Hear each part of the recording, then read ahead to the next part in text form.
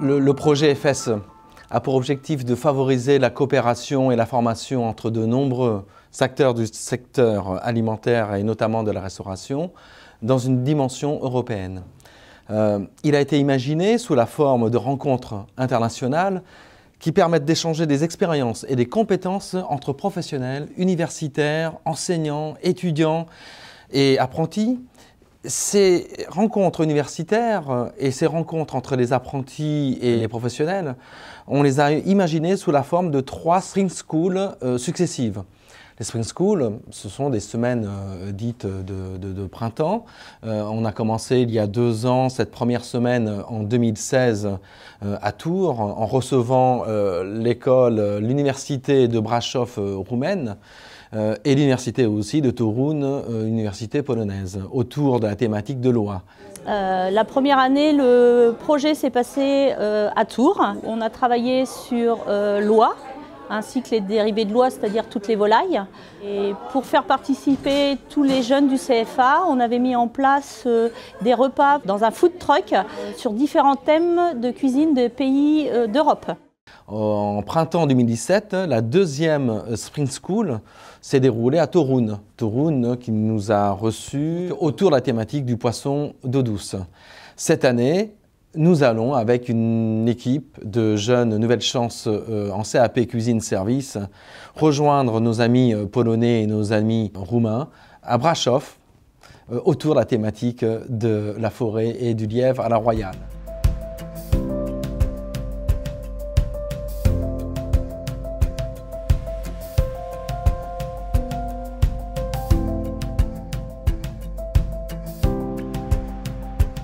Alors le but de cette sortie, si je ne me trompe, était de récolter des champignons pour le projet que nous effectuerons en Roumanie. Et du coup, de récolter tous ces champignons pour du coup apprendre toute la diversité des espèces, en entendre parler, avoir une connaissance dans ce domaine-là.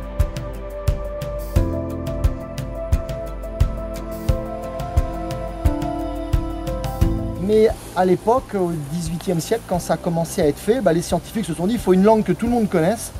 Parce que si je donne un nom en allemand parce que je suis allemand, l'anglais il ne va pas être content, l'italien non plus. Et à notre époque, le japonais il ne comprend pas. Donc la langue c'était le latin, c'était la langue internationale scientifique. À notre époque, c'est plus le latin, c'est l'anglais. Puis c'est Clitocybe nebularis, Clitocybe nébuleux. Donc dès qu'il a un nom en français, je vous le donnerai en français. Se rapprocher de la forêt, de voir un peu les produits de la forêt, donc les champignons, bon là on voit pas de gibier ou quoi, mais du coup tout ce qu'on peut trouver comme produit en forêt. Oui tout à fait, alors là leur formation les fait rencontrer des champignons plutôt dans le cadre de la cuisine des champignons.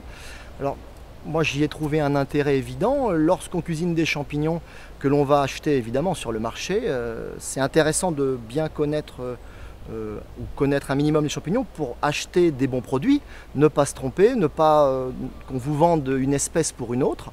Lorsqu'on a à choisir entre plusieurs espèces qui peuvent être meilleures que d'autres, pouvoir vérifier, négocier les prix, c'est ça que j'ai eu en tête. Ouais, pour moi, tous les champignons se ressemblent, enfin se ressemblaient, et en fait, je trouve qu'il y a plein d'espèces différentes et ils sont assez peu similaires.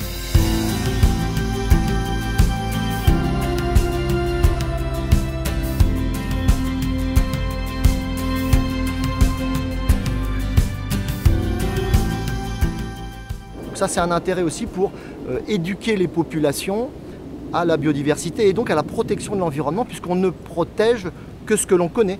Lorsqu'on connaît, on se l'approprie un petit peu et on évite de le détruire.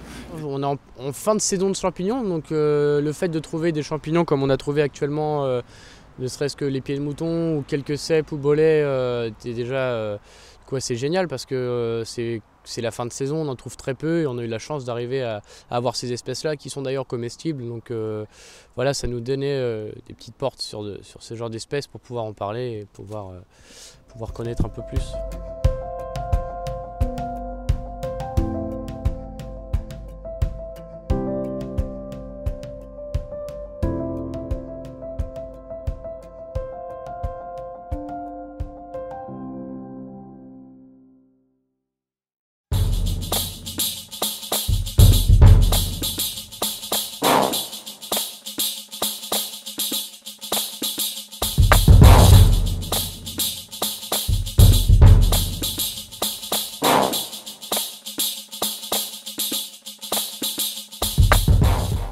qu'on sait, quoi, hein. Donc le premier lièvre qui aurait été royalement préparé, il ne s'appelait pas lièvre à la royale, il était royalement préparé, puisqu'il a été fait pour Louis XV. Louis XV, vieillissant, avait des dents dans un piteux état, et donc ne pouvait manger que des viandes extrêmement cuites, réduites à l'état de compote, et donc son cuisinier lui a fait ce fameux lièvre qui était longuement cuit, et après qui était effiloché et reconstitué. Voilà, donc au départ c'est ça.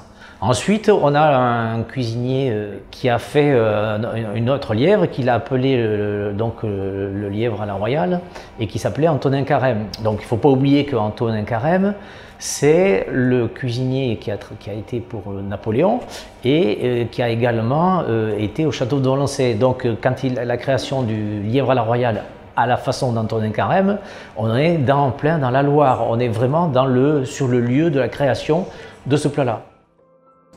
Alors du coup, vu qu'on part en Roumanie à Brașov, on organise un repas pour récolter des fonds.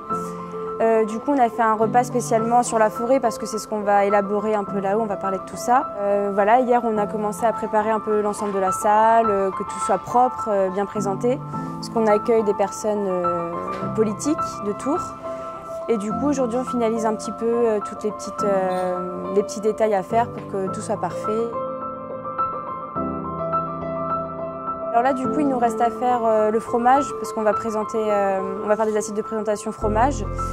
Et puis, voilà, mettre en salle que ça soit assez propre et clean. Mais dans l'ensemble, on est quand même bien organisé, donc tout roule. Arnaud, tu distribues les verres aux autres, s'il te plaît. Alors nous, on va faire la dégustation avec le brie aux truffes. Donc là, on est sur le brie. Donc le brie, c'est pâte molle à croûte fleurie. Donc ce qui donne vraiment un côté un petit peu vraiment onctueux au fromage. Vous avez déjà mangé des camemberts, des choses comme ça. C'est toujours un petit peu onctueux. Là, vous allez voir, on va le laisser 1 heure à température avant le service pour les clients, pour justement qu'il soit un peu coulant. Et plus en fait vous allez servir un fromage à température, plus tous les arômes et les bonnes bactéries, les bonnes bactéries vont se développer. Et ça, c'est l'idée. Quand vous servez un fromage, il ne faut jamais servir froid parce que sinon, en fait, ça a peu de goût.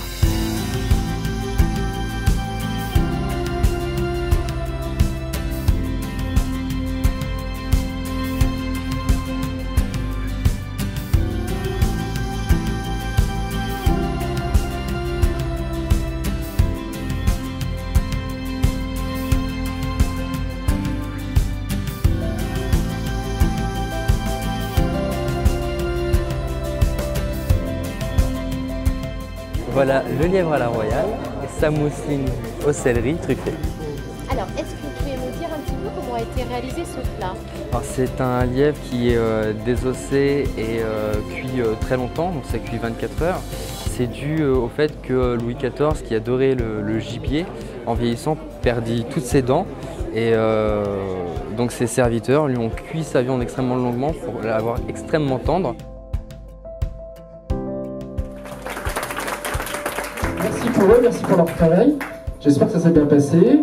Je vais les laisser en tout cas venir vous voir, peut-être vous expliquer comment ils ont fait en tout cas. Alors à chaud là tout de suite, on est plutôt content parce que c'est un projet qui avance. Au début on ne s'en rend pas trop compte, puis là voilà avec le repas etc.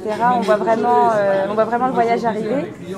Du coup plutôt content, je pense que toi aussi. Moi aussi, voilà. C'était une longue préparation. On est content parce qu'on a pu élaborer le menu tous ensemble en décembre sur le thème de la forêt, avec toutes les sorties qu'on a pu faire, notamment la sortie des champignons. On a travaillé ça avec nos professeurs, on y est depuis décembre sur la préparation avec le désossage du lièvre. Et là aujourd'hui on voit l'aboutissement. Donc c'est plutôt sympa de voir tout le monde manger ce qu'on a préparé depuis. Ouais, on est fiers de nous. Maintenant il reste quelques un peu de travail pour pouvoir aller en Roumanie, à l'aise. notamment parler un peu mieux anglais. Peut-être, ouais. Et puis ouais, quelques petites présentations je pense. Et maintenant Brașov quoi, c'est parti. C'est parti.